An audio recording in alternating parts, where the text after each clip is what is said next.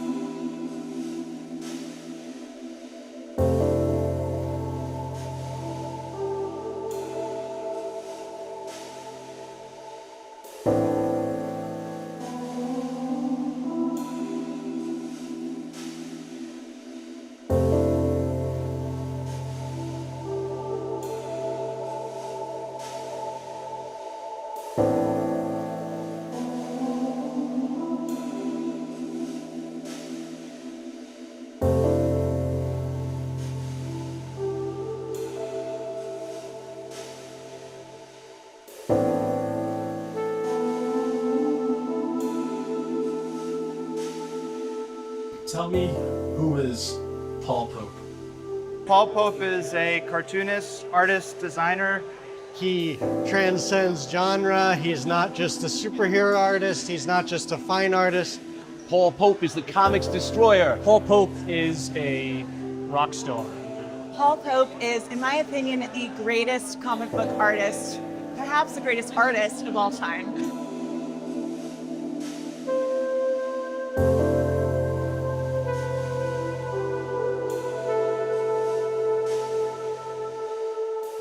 Paul Pope, aka me, an enigma. No, I'm kidding. Is a person trying to navigate life through words and pictures. And, taking all of the cues from music and poetry, trying to find a way to fuse that with the grand tradition of comic book art and narrative storytelling. And that's who I am.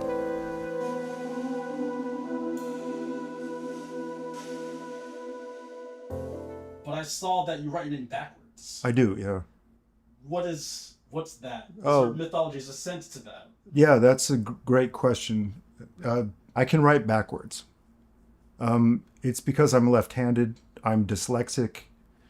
I learned some kanji, katakana, when I was in Japan.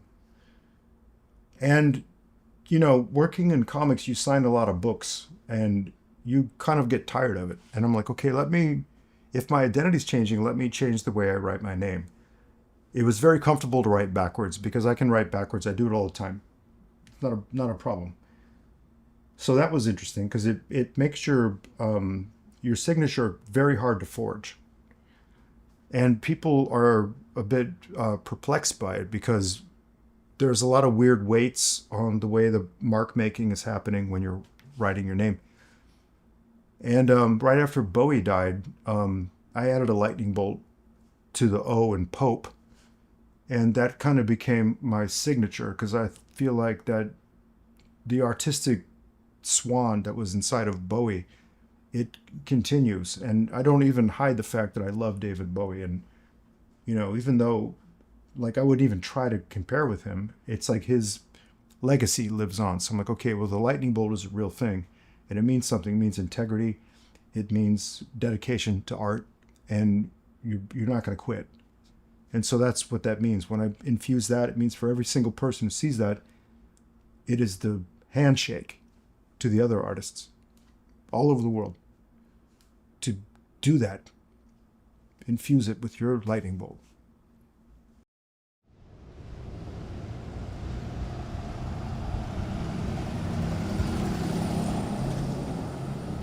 If I'm ever in your zone, Yeah. let me know. No. Wait, which one's the chandelier you mean? Because the zone is here. Yeah, I can hang it Once up. we get going. Let's If see. you can. Okay, of course. Put it like up there, you mean? No, Or- on that wall. Oh, yes. I call this the Wonder Wall. Anytime you do Very Batman, nice. it's Wonder Yeah. Wall. Yeah. Sorry. Yeah.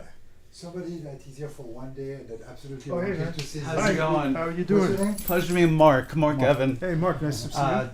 Jeff Ayers at Forbidden Planet turned me on to you 30 right on. years ago, and I gotta invite him for tomorrow. I forgot. Oh, that's a good thing. We're and thinking. yeah, I couldn't miss the chance to see this in person. I'm just doing sketches for people that bought some of the art. Wow, So, cool, awesome. And It's a you- pleasure to finally meet you. I've missed you a couple times at Forbidden Planet, so Okay, yeah. Well, I mean, keep an eye on this guy's gallery too. I know. Ouais, ça c'est plus pour diesel. Sur 4 et 5 cases, ce qui est pas mal. Et je montrera tout ça. Et puis même le lettering fait à la main comme ça, c'est hyper joli. The first time I ever discovered comic books, I had the flu, and my dad came back from hockey camp. I was 5 years old, and I'd never seen a comic book in my life, and he came back with Bring on the Bad Guys. In fact, I think I have that book here. It's right here, in fact. It was this. Activate. Just get them. Well, you know, I also use this thing, right? I showed you. The sad truth, young women and gentlemen, is that you are going to get carpal tunnel at some point because you spend too much time playing Angry Birds and looking at TikTok. You need one of these, your gyroscope. This helps your wrist, and I use it every time before I start drawing. How do you formulate the desire to be an artist? And I think it's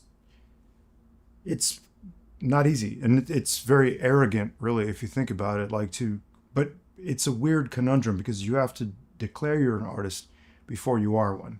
Because I don't think the art comes after you create the art. I think it's either spontaneous or you just have to declare to the universe, I'm an artist. And then you go make stuff. And then eventually, maybe, if you're lucky, people like it, you know? And that's kind of the way it was for me, because my mom was definitely supportive of me in my early days. Like, I didn't know what I wanted to do. What 8-year-old, 9-year-old knows what they want to do, you know? It was like, well, I like writing, I like drawing, I like theater, you know, I like rock and roll. I mean, all these different things, and it's eventually they gel into something, you know? And so that was, I guess, sort of the nest bed of ideas that eventually turned into this. Comics, illustration, whatever this is. When I start inking, I always look for the sharpest tip. Maybe he wins today. Activate it. It's probably good. I usually draw with triple zeros. This is a 555, which is great for like very minute marks. Those are good. These chisel brushes are great, but I'll save him for the last because, you know, all the special effects are the last moment. This is your tried and true. Here we go, the number 2 workhorse. Will never let you down. Next move you make is you got to get the brush wet.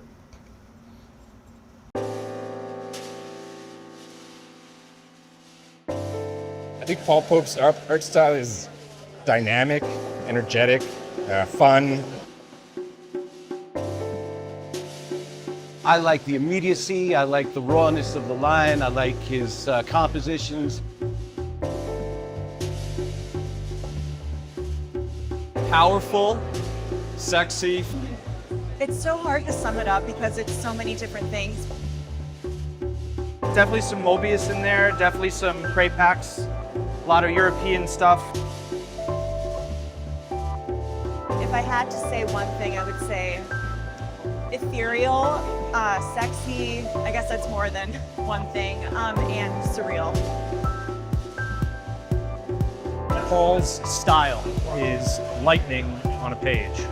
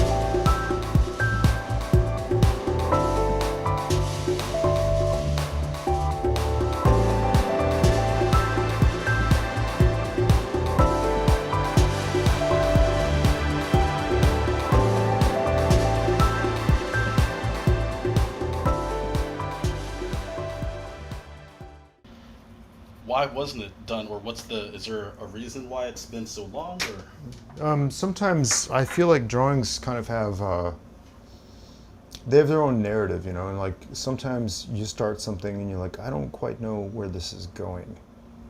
And this was one of those drawings. I mean, obviously it's the character piece, so we get HR, we get THB, our heroes, you know, we get that. And then it's like, I didn't quite know how to unlock, I don't know what it was, like the missing quadrant to make this drawing finished. And it's been sitting there for a while, and I'm like, okay, well, you know, one day I'm gonna figure it out. Like, just keep looking at this thing. There's an old parable that the Zen say that the master artist was drawing a dragon, and he couldn't draw the eyeball. For some reason, he couldn't quite get the eyeball. When he did, the dragon burst out of the wall and flew away. There was no drawing left, you know? And I tend to like that idea because, you know, if you lock energy into a drawing, it's like it becomes its own thing and it's no longer mine, it's just a thing. Not to say this is the best drawing in the universe, but, you know, it's what I did today. Tell us about THB. What is it? What is THB? Oh gosh, that's a tough one. I think THB, I wanted to tell a story about a young girl, basically my sister, growing up in a world that she never wanted or never experienced before, never asked for, but it's her world. So I thought all the different questions that we ask about now, like AI and robots and things, and I was like, you know, I want to do a story that speaks to this because I think young people always live in a new world, you know? And when people become jaded and old, that's when the world stops for them. But young people don't have that experience. They're new, you know? And I'm like, this is probably the best thing to write about. It's a venue, a showcase. I decided pretty early on I wanted to write primarily science fiction, and about coming of age stories. And I'm very interested in how young people adapt very well to their environments, whether you live in a time of war or a time of peace. You know, it's interesting to me, like the types of things people take for granted or overlook sometimes, or the things they relish, things they really love, you know? So I wanted to write a story about young people growing up in a world that's science fiction, very different from our world. Over time, we've kind of emerged into this future where AI is a real concern, and, you know, robots and killer robots and things like this, it's like a real thing now. So, you know, it's my attempt at fusing all the things I love, like Jack Kirby's Fourth World comics and Dune and, you know, Blade Runner and Star Wars, all these different influences, and then throw in a bunch of art history stuff, whether it's George Grosz or Rodin, Picasso, you know, whatever. And it's like trying to make something new that's exciting. And I'm just trying to think about, like, you know, what's something I can say that's topical, but also pleases me, you know? So I thought it's interesting to think about how machines might become conscious. And I wanted to write something that was based on my sister. So the character HR from THB is basically my sister as a teenager. All of her foibles and her interests and her vanities, like all that stuff, it was just charming. You know, I have a little sister, what can I say? So I immortalized her as HR. But, you know, growing up, I mean, my sister was my best friend, and she still is. And, you know, and it's like, I know her. So when I needed to write a story set on another planet with AI, you know, with a kid's point of view, I knew her very well. So I thought, all right, then I think when you see some weird shit, I think I know what you're gonna say about it, you know?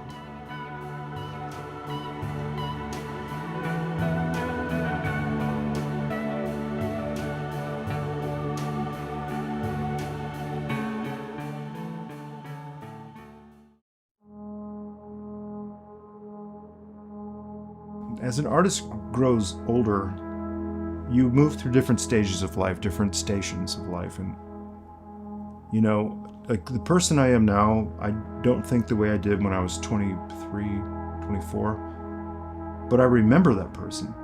And I'm a more competent artist than I was when I was that age. But some of the ambitions and the themes that I had then are no different from what I have now. I'm just older and, you know, a little more skilled at what I'm doing. And I'm able to actually, you know, finish the project. And this goes for Battling Boy and THB. You know, and there's a weird journey that you go through. You have to get lost at some point along the way as an artist. I think you can't expect a straight line. You know, the people that walk on linear lines, to me, I feel like they get lost at some point. And if you live as a crooked tree, you won't get chopped down, you know, to quote or to paraphrase Tom Waits. But it means that your tree is going to be crooked and it's not going to be very pretty, you know? So you wind up where you're supposed to be eventually, hopefully.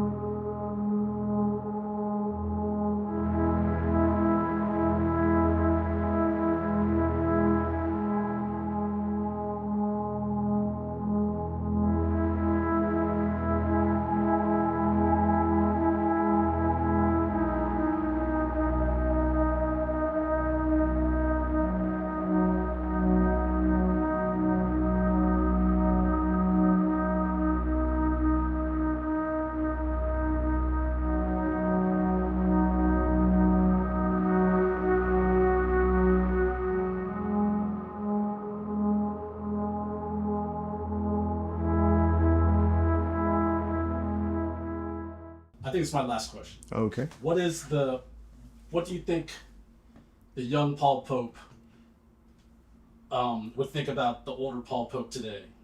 The young Paul Pope, what would he think about the older Paul Pope? I think he'd think I'm pretty cool. I would love to give him my record collection.